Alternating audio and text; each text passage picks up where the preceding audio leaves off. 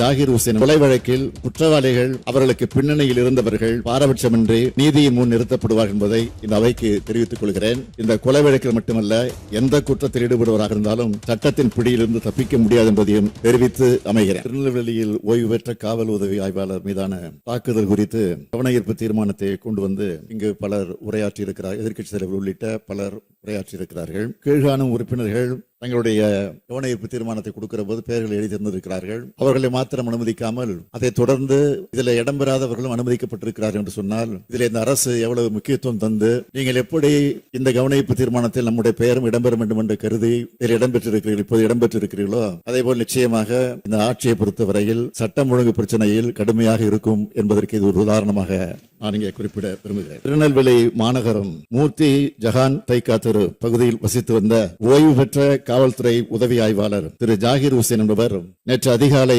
திருநெல்வேலி நகர தெற்கு மோன் பகுதியில் சென்று கொண்டிருந்த போது அடையாளம் தெரியாத சில நபர்களால் வழிமறித்து தாக்கியதில் அவர் சம்பவ இடத்திலேயே உயிரிழந்துள்ளார். திரு ஜாகிர் ஹுசேன் அவர்களின் மனைவி அளித்த புகாரின் அடிப்படையில் திருநெல்வேலி மாநகர காவல்துறையினர் வழக்கு பதிவு செய்து விசாரணை மேற்கொண்டு வருகின்றனர். இவ்வழக்கு தொடர்பாக திருநெல்வேலி தொட்டி பாலத்தெருவை சேர்ந்த இருவர், திருநெல்வேலி குற்றவியல் நடுவர் 4 நீதிமன்றத்தில் சரணடைந்த நிலையில் மற்ற எதிரிகளை காவல்துறையின் தனிப்படை அமைத்து தேடி வருகின்றனர். கொலையுண்ட திரு ஜாகிர் ஹுசேன் கடந்த 8/1/2025 அன்று அவரது முகநூல் பக்கத்தில் ஒரு காணொலி வெளியிட்டுள்ளது பற்றியும் அதில் குறிப்பிட்டுள்ள குற்றச்சாட்டுகள் குறித்தும் விசாரணை நடத்தப்பட்டு வருகிறது. காவல்துறையின் முதற்கட்ட விசாரணையின்படி மறைந்த திரு ஜாகிர் ஹுசேனுக்கும் அதே பகுதியைச் சார்ந்த திரு கிருஷ்ணமூர்த்தி என்கிற கௌவிக் என்பவருக்கும் நிலம் தொடர்பாக ஒரு பிரச்சனை இருந்து வருகின்றது. இடப்பிரச்சனை தொடர்பாக கிருஷ்ணமூர்த்தி என்கிற தௌபிக் மற்றும் அவரது மைத்துனர் அக்பர் பாஷா ஆகியோர் திரு ஜாகிர் ஹுசேன் மீதும் திரு ஜாகிர் ஹுசேன் அவர்கள் எதிர்த்தரப்பினர் மீதும் மாறி மாறி புகார் மனுக்களை